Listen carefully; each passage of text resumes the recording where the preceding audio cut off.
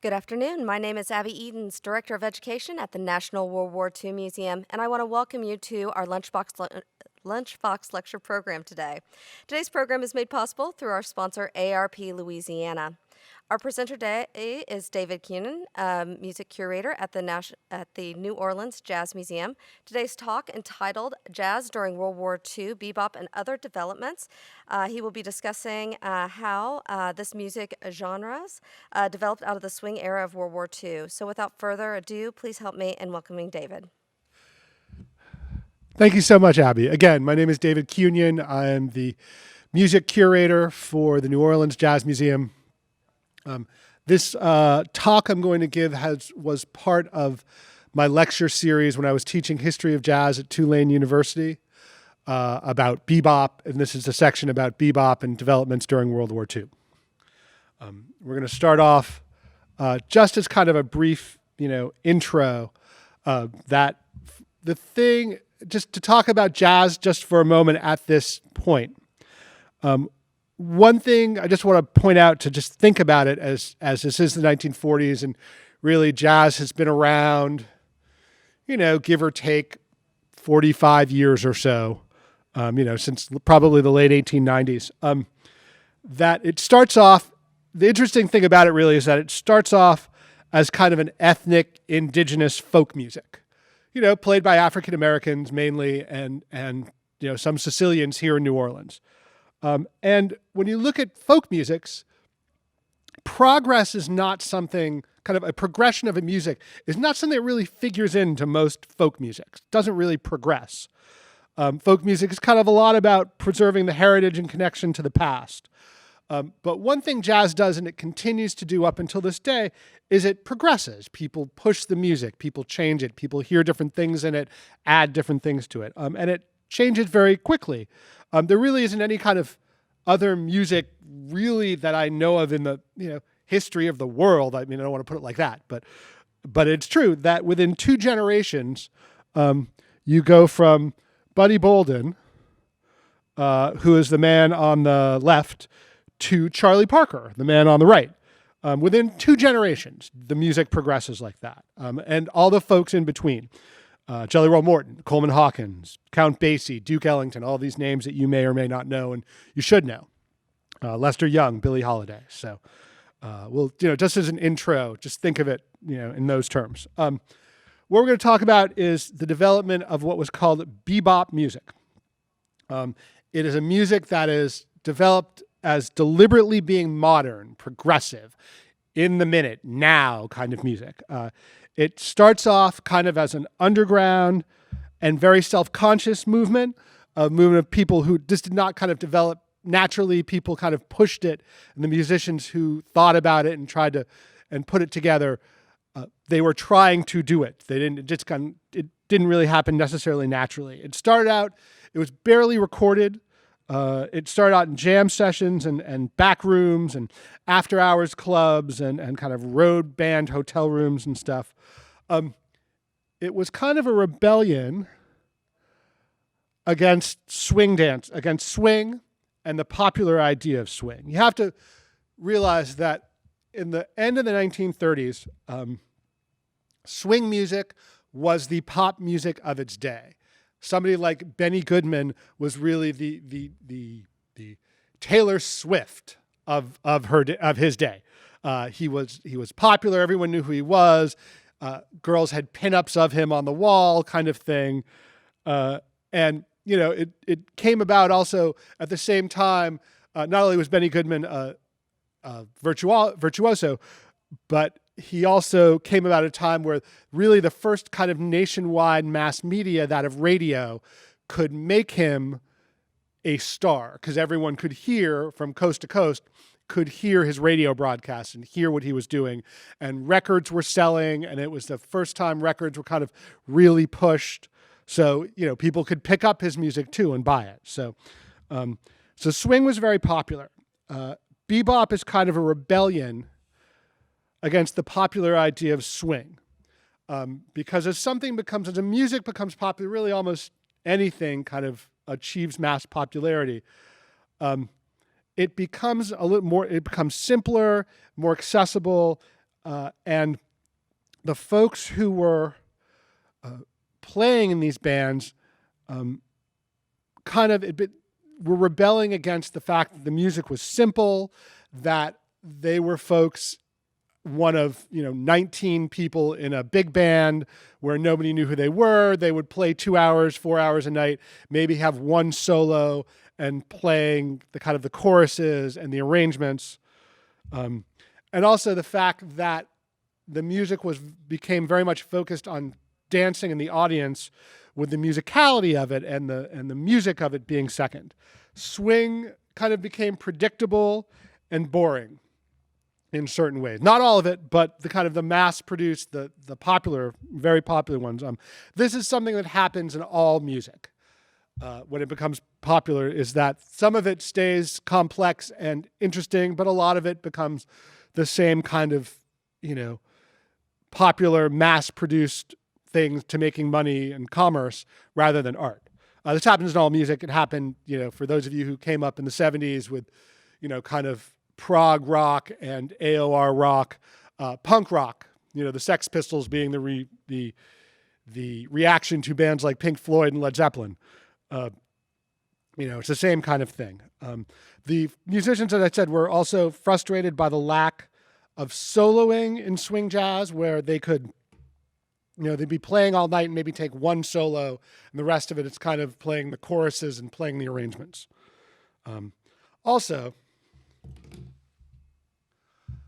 one thing they were also unhappy about, pardon me, is that a lot of this, as a lot of jazz does, had a racial component to it. These were, black musicians who, as this went on, were playing mainly for white audiences. And they got kind of tired of doing that. They wanted to play more for people who looked like them. So in a basic way of how bebop came about and what it was songs, it was tunes, but what they would do is put kind of new and more complex melodies to the same chords as some of the classic swing tunes. For instance, there was a tune called the 52nd Street Theme, and 52nd Street became kind of the street in New York where all those bebop clubs were. And that is basically the same chord progression as George Gershwin's and Ira Gershwin's I Got Rhythm. I got rhythm, dun, dun, dun.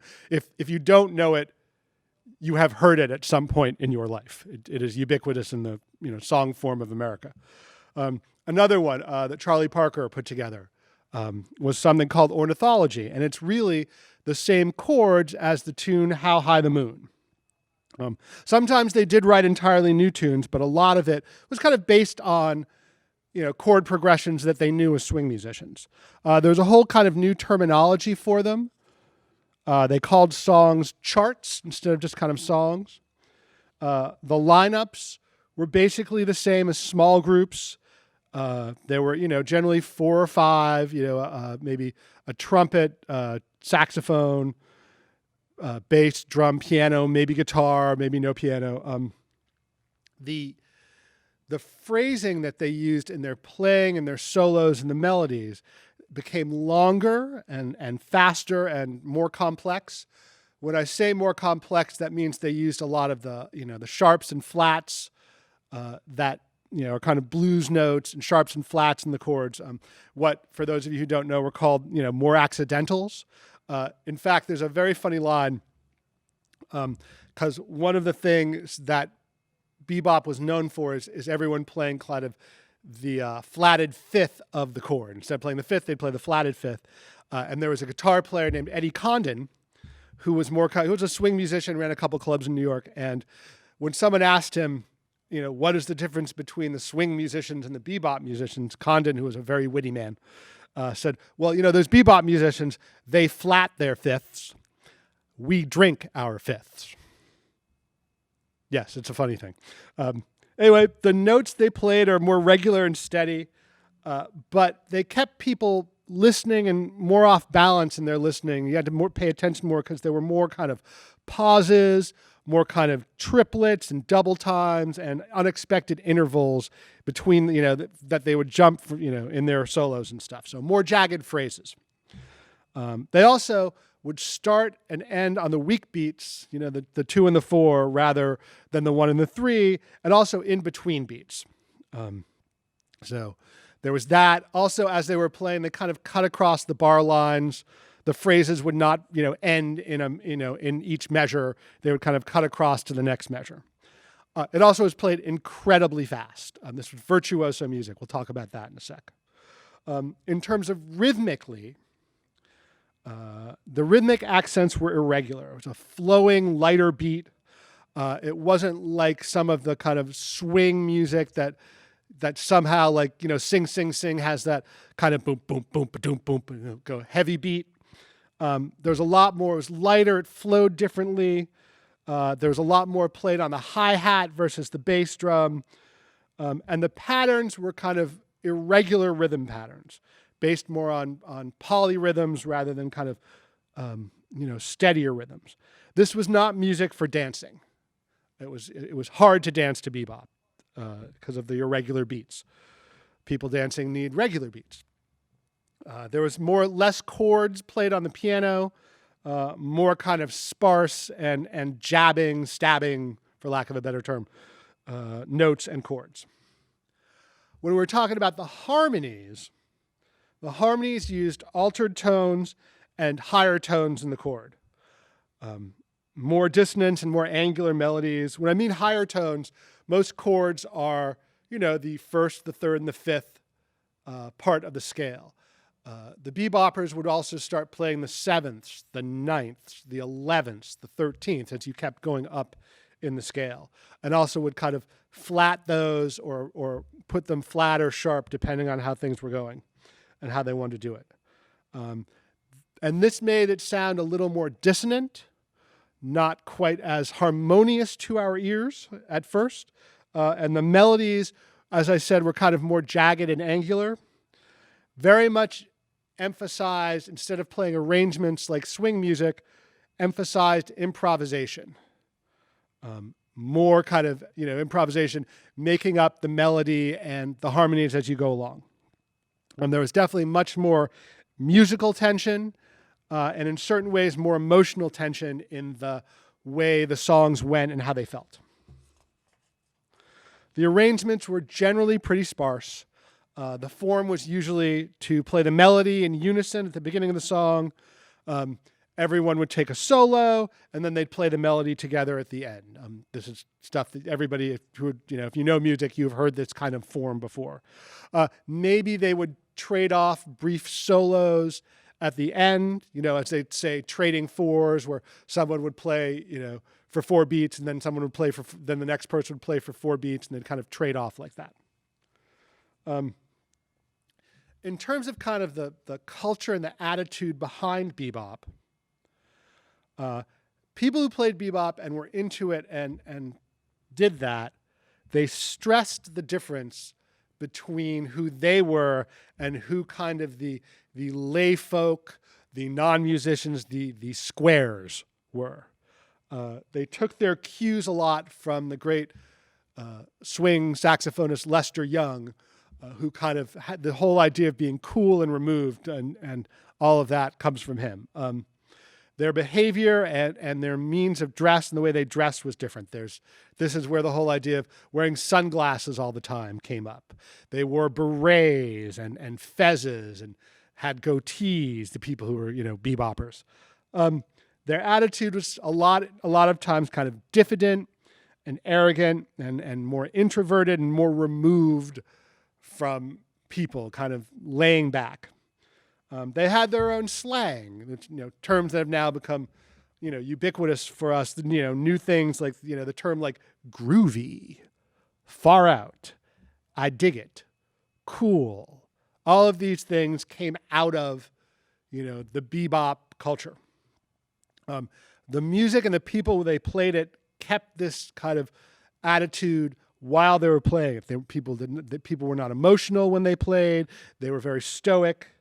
And also, they were not really concerned with playing to the audience. They would play with their backs to the audience. They would rarely, sometimes rarely acknowledge the audience or acknowledge them very little. They wouldn't announce what the tunes were.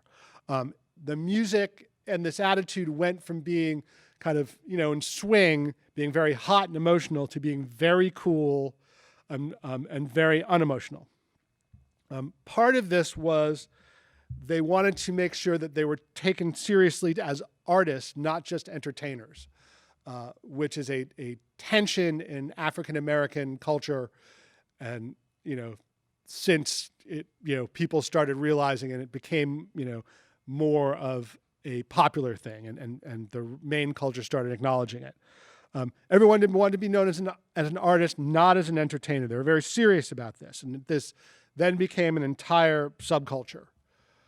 It comes out of also, in contrast to some of the other African American music at the time, it was very urban. It was very consciously African American and black. And this way of wanting to be accepted as an artist, not as an entertainer, and this way of acting was a way of dealing with, the racism that was prevalent in the country at that point, late 30s, early 40s, without resorting to, being more of a minstrel figure or an Uncle Tom type figure, in, kind of shuffling and jiving and doing, what, the white person or the white man wants you to do. This was prevalent a lot, and then it was especially prevalent and an attitude that came up when many of the black soldiers came back from fighting fascism in Germany in World War II, and they come back and there's still racism everywhere in the United States and in the South especially, with Jim Crow and segregated facilities. They realized, they came back, that we've been fighting this kind of thing in Europe, and now we come back and this is what we have to put up with, the same kind of thing here in the South and here in the United States. So this way of acting serious about it was a way to kind of combat that.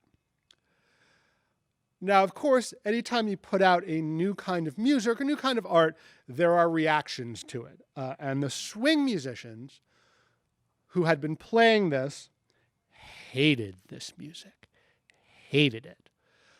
They hated it, one, because it took a while to understand it, and they hated it also because as it slowly grew in popularity, and was kind of the new thing, people were losing money and losing jobs and livelihoods. Well, not totally, but, it was competition for the swing music, and that, took at some people's, wallets and paychecks and stuff. So they didn't get it. They didn't like it. In fact, though he came around a little later, Louis Armstrong, when he first heard it, heard all the kind of, sharps and flats and the way it was played, and literally called it Chinese music. When it starts, this bebop stuff, it started out in Harlem nightclubs. Oops, wrong way. Okay. Here we have Thelonious Monk, Howard McGee. I can't remember who the other, one of those guys is Minton. But it started off in places in Harlem called Minton's Playhouse and Monroe's Uptown House. It was generally jam sessions late at night. The bebop musicians who played in the swing orchestras would finish up their gigs downtown, at 11 to midnight or so, maybe 1 or 2, and then they all would come on up to Harlem and sit in and have these jam sessions in Minton's and Monroe's up until sunrise and stuff. And it was very, these jam sessions were very, putting out these new ideas and definitely trying to challenge the musicians. So that if you couldn't figure these things out, you hadn't practiced, you were not a virtuoso, you had a tough time getting in on these jam sessions because they would cut you and they would, play so much better than you that you didn't want to be up on stage with them. So it was music for serious virtuosos. It was not really recorded at the beginning because there was a strike from the Musicians Union against recording companies and record companies in the early 1940s. But, there are bootlegs out of Charlie Parker playing at Monroe's and things like that. And it was mainly, the folks who were coming up, they were not generally the big stars. Occasionally they were. Coleman Hawkins occasionally came up to these things, but these guys were the sidemen in jazz bands. So really, in a certain way, they were the underclass within an underclass, jazz musicians being an underclass, and then kind of the working ones and the sidemen of them being the underclass with the underclass. Some of the folks who were the people making this and at these jam sessions were drummers Max Roach and Kenny Clark, and Charlie Christian, the great guitar player, and two of the main ones, Charlie Parker on the left, Dizzy Gillespie on the right, and the great Thelonious Monk. Actually, this was taken at Minton's Playhouse, that picture. So these were some of the folks. We'll start, talking about Charlie Parker. Charlie Parker is an icon of American music and American culture, really. Really, in a certain way, he is the most influential jazz musician in history outside of Louis Armstrong and maybe Duke Ellington, maybe Miles Davis, up there. Charlie Parker is born in Kansas City, August 29th, 1920. So literally, we just had his centennial last year.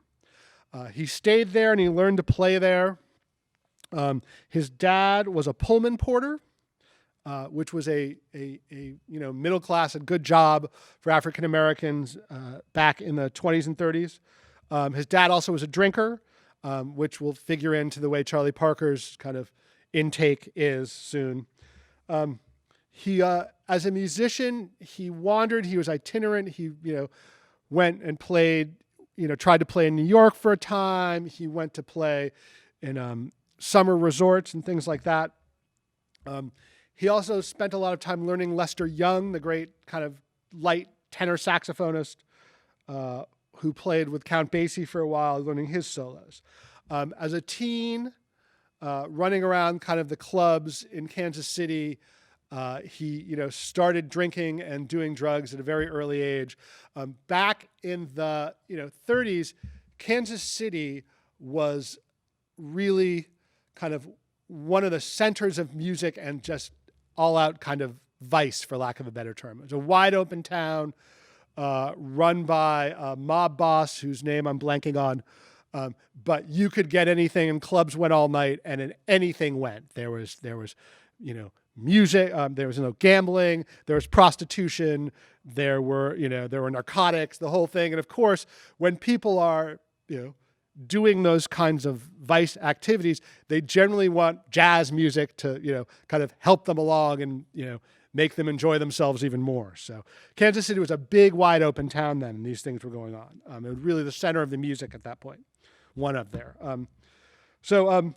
He, when he's young, and about 18 or so, he goes to New York City, doesn't work out, so he goes back to Kansas City. When he's back in Kansas City, he gets the nickname known as Bird. No one's really quite sure why. Some people say it was because his solos really flew and flew above us. Some people say it's because he squeaked on the horn. Some folks say it's because he liked chicken a lot. So it could be any of these or none of these. It's one of those, stories. So what he did in terms of the music was he was hearing in his head higher chords and higher intervals. Like I was saying, the seventh, the ninth, the 11th, the 13th tones in the scale. He's hearing them, he's playing them, and he starts hearing that these can be melodies and a basis for songs. And he's also, as he's hearing this, he's also practicing getting his saxophone sound together. And Charlie Parker, he had a saxophone sound that was very cutting, very dry, very, very accurate, acidic, for lack of a better term. A lot of the swing guys played with a very warm, inviting tone. Johnny Hodges, Coleman Hawkins. But he did not play like this at all. Anything that was kind of smooth and saccharine in jazz that he played totally got purged. Now, Charlie Parker, in 1940, meets up with Dizzy Gillespie. And they just really get along, both as friends and very compatible musically. They're both thinking the same way. Dizzy comes to New York. He was out of South Carolina. His dad was a bricklayer who used to beat him and was a musician on weekends.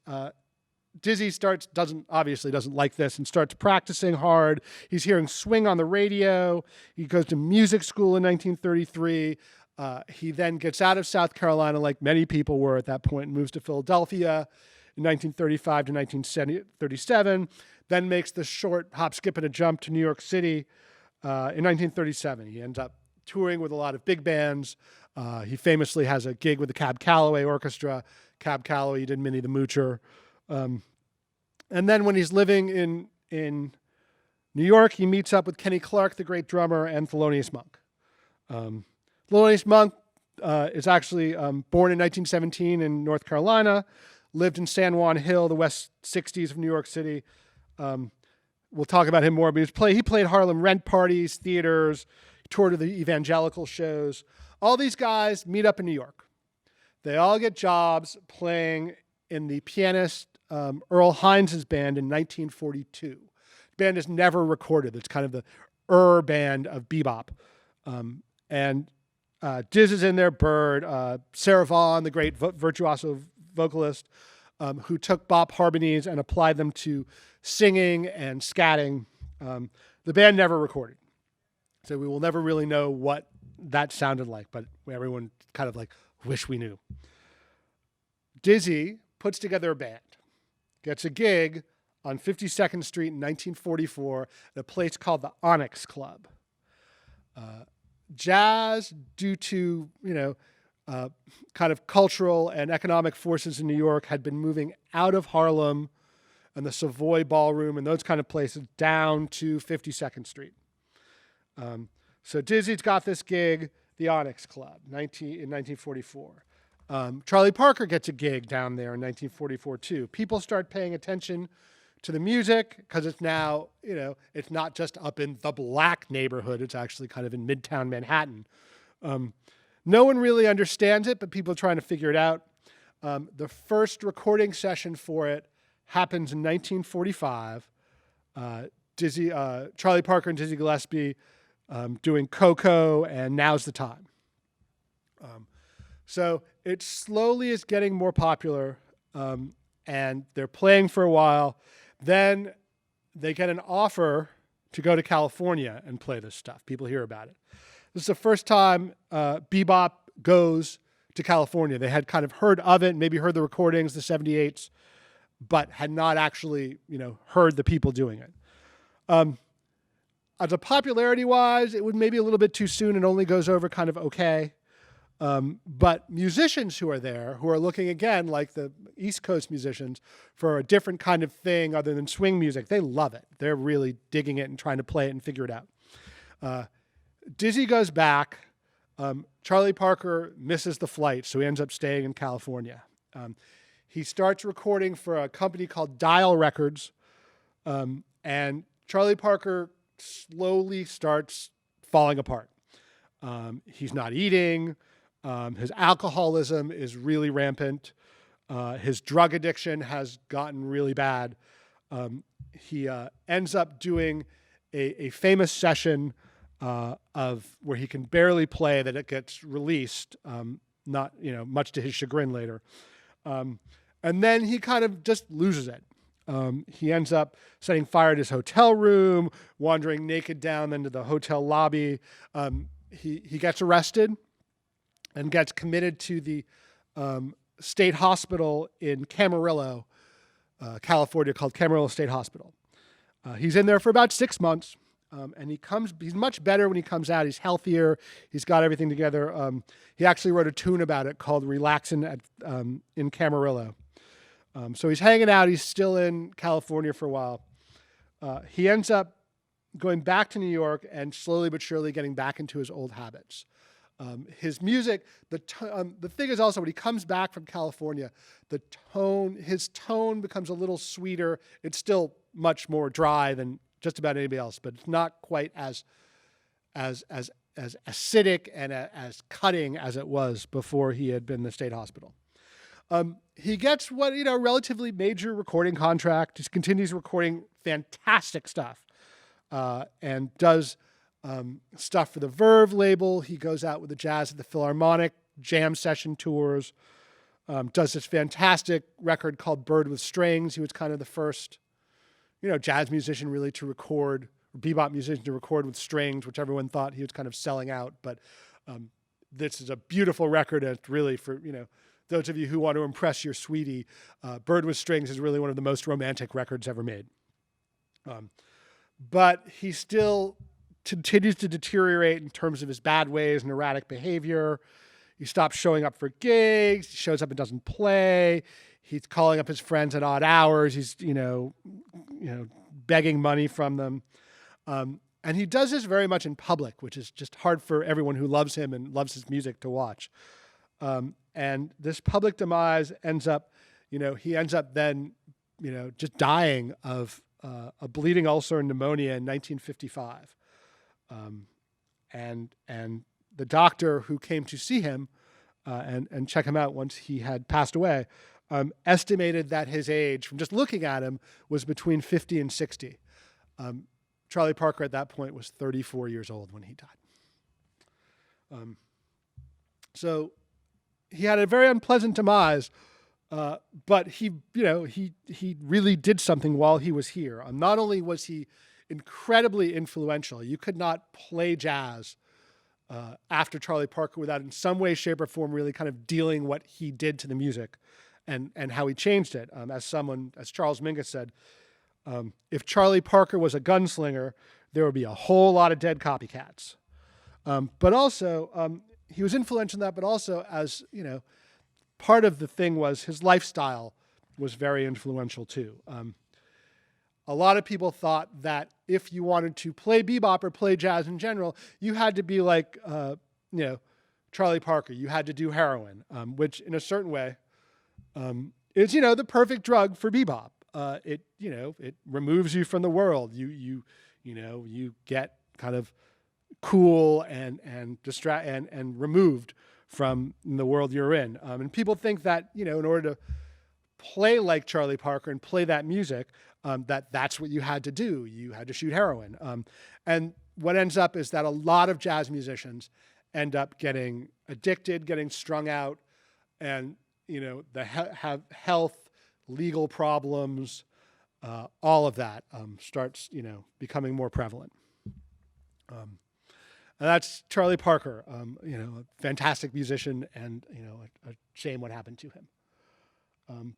But on the flip side, Dizzy Gillespie, there you can see him kind of with, a little bit of the goatee, the glasses, the beret, Dizzy. Dizzy, however, he goes a different path. He keeps playing. He becomes, popular. He puts together a big band at one point, and what he does, besides keeping this bebop thing going, he meets in Harlem a great percussionist by the name of Chano Pozo, who was a black man from Cuba, and gets the idea to add kind of Afro-Cuban drumming to bebop. As Jelly Roll Morton said, who's from around here, he had, that Spanish tinge kind of thing.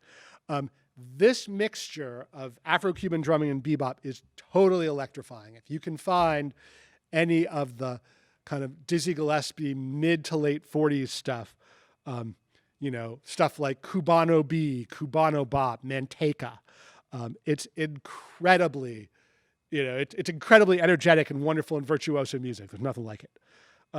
One thing that Dizzy does is throughout the rest of his career, until he dies in the 1990s, Dizzy kind of keeps the entertainment aspect of it. Dizzy kind of, cracks up on stage and mugs for the audience. He wasn't quite as removed as a lot of the other beboppers.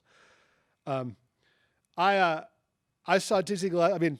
When I was in high school, Dizzy Gillespie came and played the town I was going to high school in, and we all went to see him. And he was hilarious. He was a funny guy. He was great with the audience, and he would do something like, he would say things like, at this gig, he said, right now, I'd like to introduce the musicians. And he turned around and he looked over and he looked at the sax player and he stuck out his hand and shook the sax player's hand and, pointed at the drummer, and the drummer shook the bass player's hand, and we kind of went, oh, he's introducing them to each other. Okay. So it's quite funny. And then at one point he also said, now I'm going to play the blues. I grew up in the South and I know all about the blues and all of that stuff, because I'm from South Carolina. And he said, and I'm from South Carolina, and in South Carolina, if we don't like you, we will cut you where you stand, and then we will cut you where you once was. That's 40 years ago. I've never forgotten that. He was hilarious. And for those of you who don't quite recognize him from that picture, Dizzy Gillespie was also famous, and do not do this, trumpet players. Don't do this. But Dizzy Gillespie was famous for blowing up his cheeks when he played. This is a very bad idea. I don't know quite how he pulled it off, but Dizzy would play and his cheeks would go like that. You've probably seen that somewhere, so if you didn't know who he was. And as I said, he continues to make great music up until he dies, until the 1990s. And then there's Thelonious Monk, the high priest of bebop. Monk was kind of an enigma as a person. He ran, he definitely, as they say, quote unquote, ran to the beat of his own drummer. He had, he didn't suffer fools well. He didn't like, if he didn't like you, he wouldn't talk to you, kind of thing. He was perceived as being kind of strange and difficult. Again, he wasn't particularly strange or difficult any more than anybody else. He just didn't, like to deal with people who didn't get what he was trying to do. It took a little longer for his music to get the public to get the due it was due, due to kind of this perceived strange personality and strange difficulty in his personality, which really wasn't there, but that's how people perceived him. His music was full of dissonance, strange rhythms, things, a lot of dissonance, a lot of playing. Monk would try and play notes right next to each other to kind of get the microtones. But eventually, he becomes the most played and, most influential composer in jazz, aside from maybe Duke Ellington, to the point where on the left there is the picture of him kind of in profile of the hat. He was maybe the second musician, second or third maybe, but certainly one of the first to get his picture on the cover of Time magazine, which happened in 1963. And then he also had a kind of whimsical, playful kind of music, as you can see from the other picture, which is the cover of one of his records, and where you can see there he is sitting in a kid's wagon, with the kind of plaid hat. That also was part of how he was perceived. So those are kind of the main bebop guys and the development of it. But two other things were also going on as a reaction to swing, and in certain ways a reaction to bebop at the same time. What bebop becoming a kind of art music, changed the status of jazz, again, from what was a popular dance music and swing to a kind of complex art music. Bebop divorces the music from dance, and dance and movement is very important and a foundational aspect of all of African American music around the country. So the fact that you can't dance to it, people are very much put off by this and put off by bebop, and also put off again by the same reasons that bebop reacted to swing, of the popularity and the kind of blandness of it. So there are also two other reactions to this. The first is what's known as revival jazz. Bebop confused people. It was too complex. It didn't sound right. The music and the attitude was too alienating. Swing, however, was too mass-produced and pop and cookie-cutter and commercial. But something else happened. The gentleman to the left of Bunk Johnson, the African-American man in the Tide with no hair, is a gentleman by the name of Bill Russell. Bill Russell was a historian and classically trained violinist. He was working on a book called Jazzmen about the development of early jazz and the development of jazz, the beginnings of it, with another scholar named Frederick Ramsey. So he wrote this book, and the book brings attention to many of the original jazz players who started out in New Orleans. Folks like Buddy Bolden, who we saw on the first slide. Folks like Freddie Capard, trumpet player out of the Seventh Ward in New Orleans. King Oliver, folks like that. This book kind of creates the myth and some of the facts of early jazz. And because of this, and because people who are alienated by bebop and swing, are looking for something else, people actually start coming to New Orleans to try and find, whoever may be here who started, with early jazz and then record these folks. They got the idea, these folks, that true jazz was the New Orleans jazz, that it wasn't swing or bop or any of that, that the New Orleans stuff that came out of New Orleans and that stuff, that's real jazz. And journalists start coming and looking for the quote unquote authentic jazz. And folks, because people are looking for it, who may not have been playing this kind of music, start playing it more.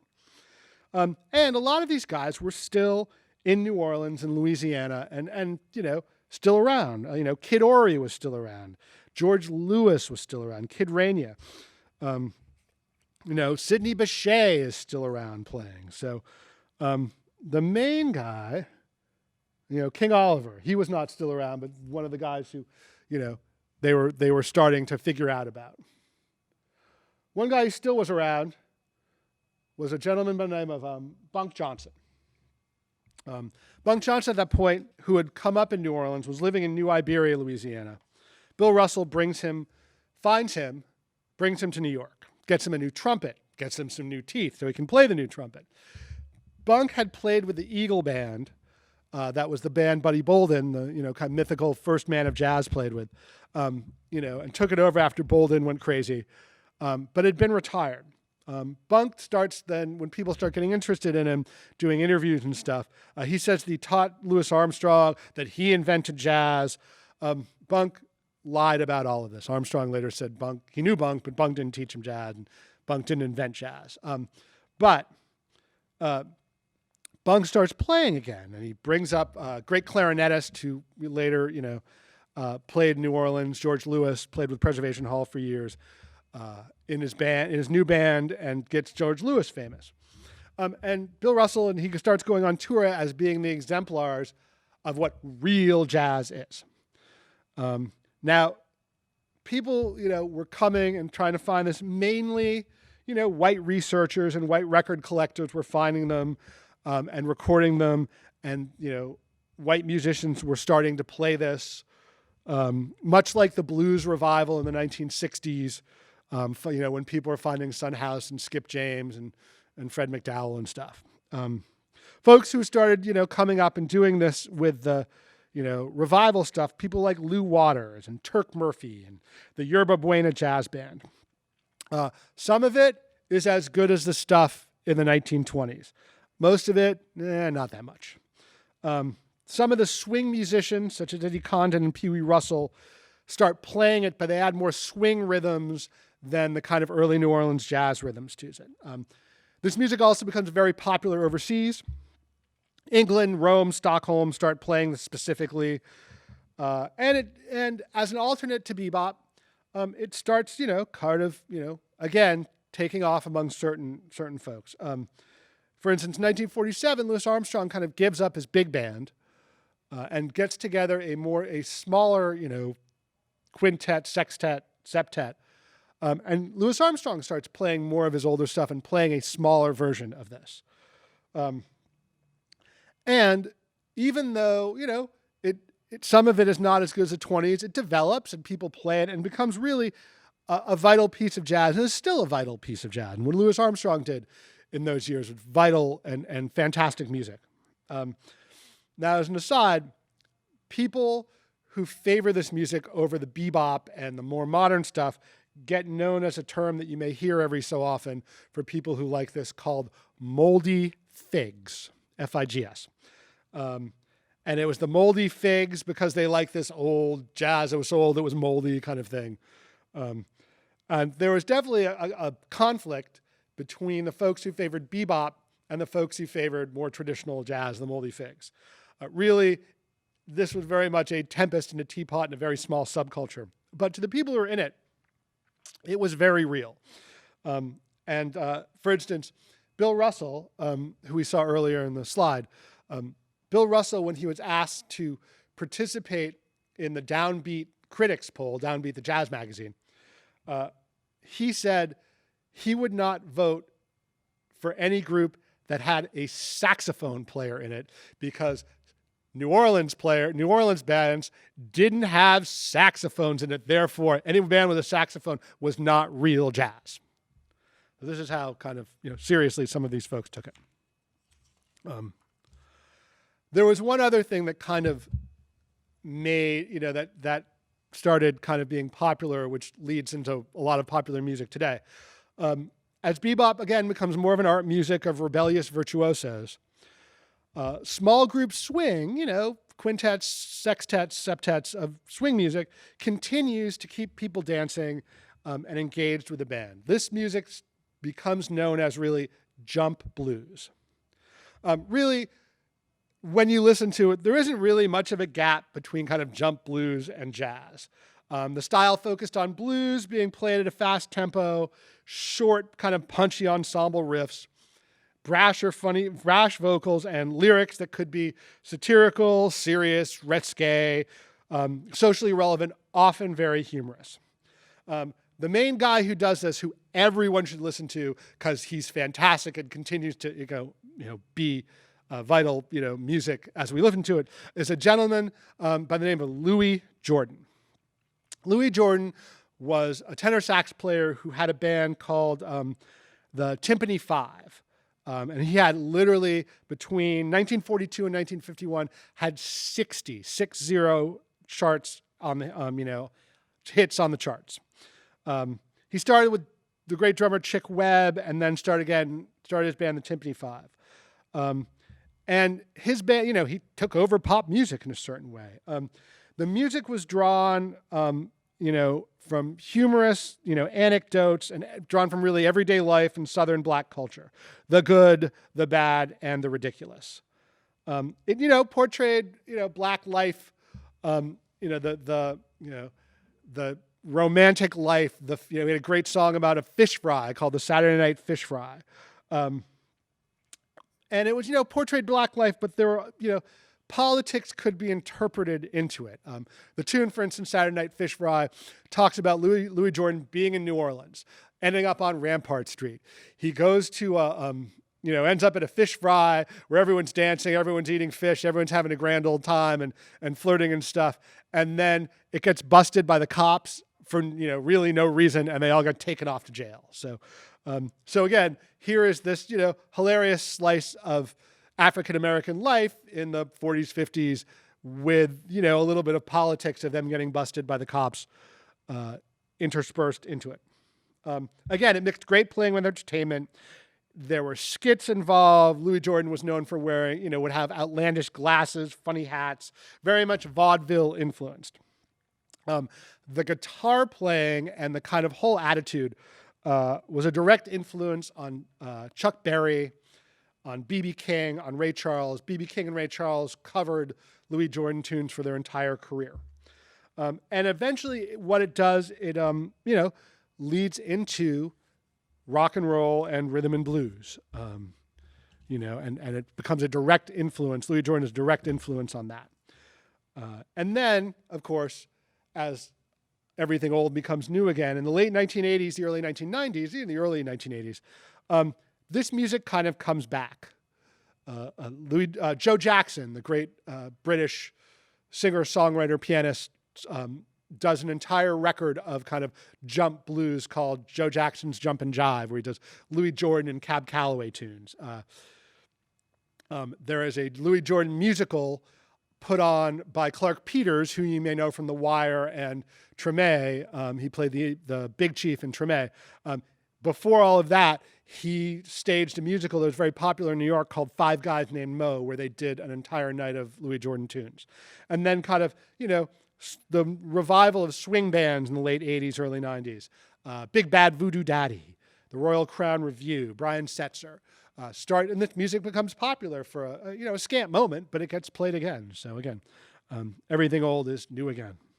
Oh, timing is excellent. Did I have another slide? I did. That's Louis Jordan. I'm sorry. Louis Jordan, you can see kind of what kind of thing he did.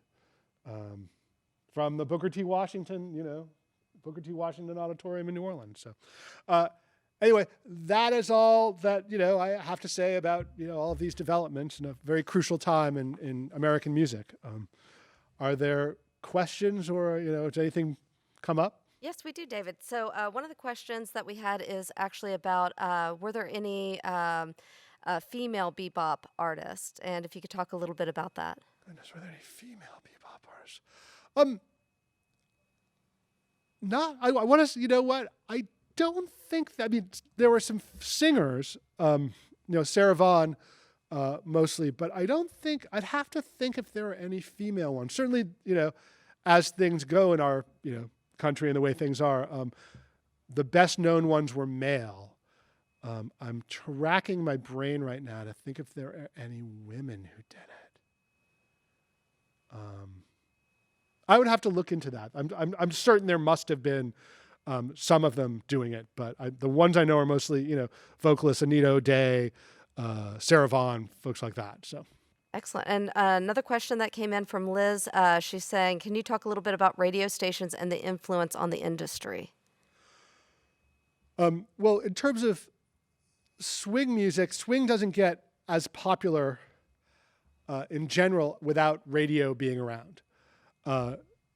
Radio, at the same time that swing music was coming up in the 30s and really into the early 40s before it kind of became, economically not viable. These swing bands, Count Basie, Duke Ellington from the Cotton Club, Benny Goodman from the Palomar Ballroom.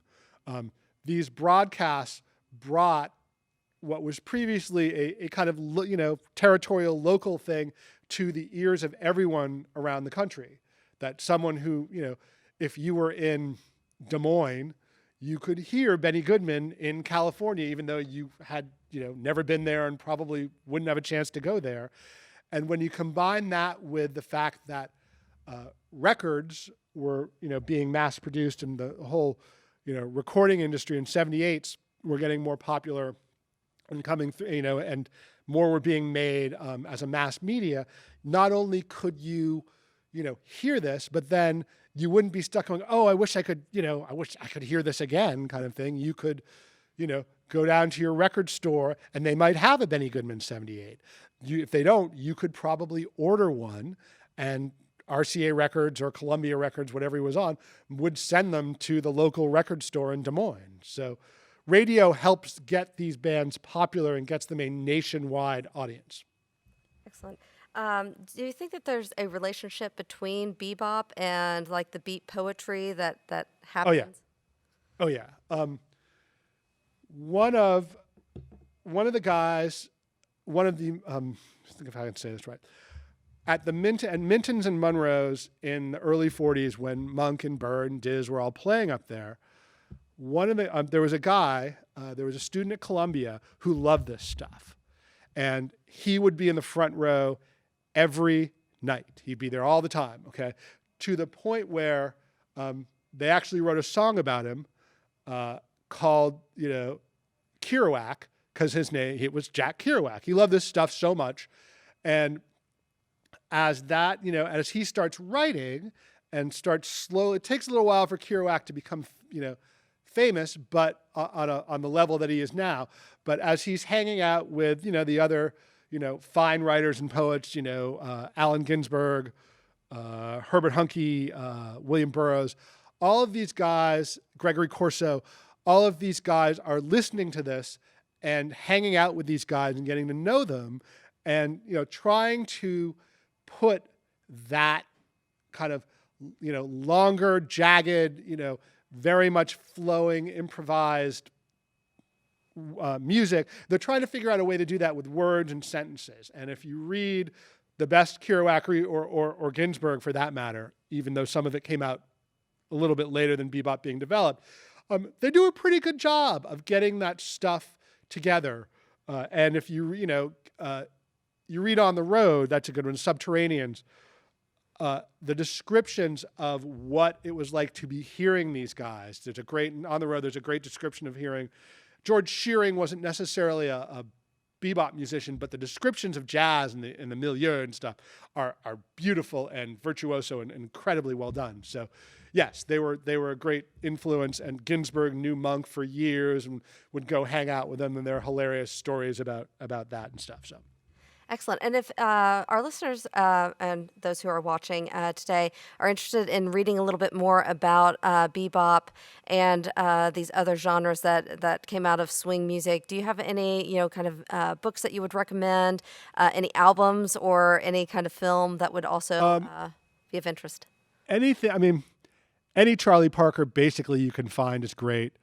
Thelonious Monk, anything on the Prestige record label or the Blue Note record label, any of Dizzy Gillespie's work with Chano Pozo is great. In terms of what you can read about it, there are a couple good books about biographies of Charlie Parker and portrayals of him. There's a great, in general, The History of Jazz. I think it's called The History of Jazz by Ted Goya, is a great survey of the whole thing.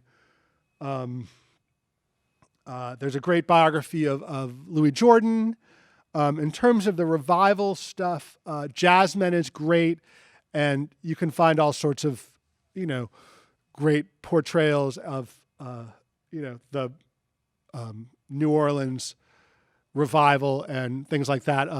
In terms of early New Orleans jazz that leads up to this, Buddy Bolden, The First Man of Jazz by Donald Marquis is a great book. In terms of revival, John McCusker's biography of Kid Ory has a lot about the revival in it, as well as his early life. So yeah, there's plenty of stuff up there. And the thing is, there's always, from someone who does this kind of research, there is so much more research to be done about who these people were, where they came from, in all aspects of life. More on Louis Jordan, more on Charlie Parker. There's all sorts of depths that need to be plumbed from them. So excellent. And I have one last question. Did the vets during returning from World War II in Europe, where swing was popular, affect the spread or the reception of bebop? Say that one more time. The veterans, the World War II veterans coming back from Europe, where swing was very popular, did they affect the spread or the reception of bebop? I want to say that the veterans, I honestly don't know. I mean, I could make assumptions, but I have to say I honestly don't know. I assume that any veterans coming back from the war are going to be looking for whatever kind of music or entertainment they can find to relieve them of the anxieties and whatever else they, brought back in their heads from the war. Because obviously war is traumatic, and they're difficult to fight. So, and you see all sorts of things. So you probably want some kind of entertainment. And I think swing and dancing probably help them out. And then, some of them might be looking for something different because they're probably, they're young, and young folks are always looking for the newest kind of thing. As sometimes old folks are too.